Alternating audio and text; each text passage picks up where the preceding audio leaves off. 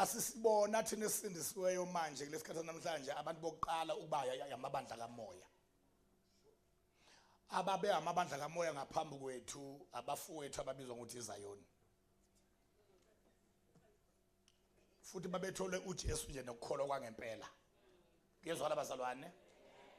umsunguli waseZayoni uJohn Alexander Dowie usungule ibandla eZion Tabernacle eAmerica eIllinois esuke eAustralia waye America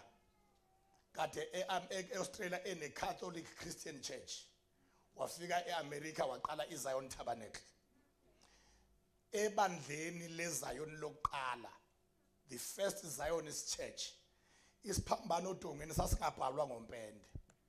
sasakhiwa ngama crutches abantu abangene behamba ngama crutches bakhulekelwa baphila bangabe sawadinga ama ushers athatha icrush enye ayibhekise phezulu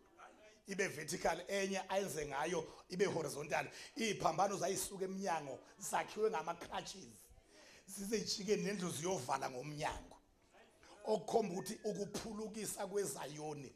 kwakungeyona into yokuchatha nokuqhuma nokuphalaza lokho esenikubona kwakuwamandla kaNkuluNkulu bayezwa abantu abakholwa endlini ezala eSouth Africa zaqala zibambe leyo yaphesheya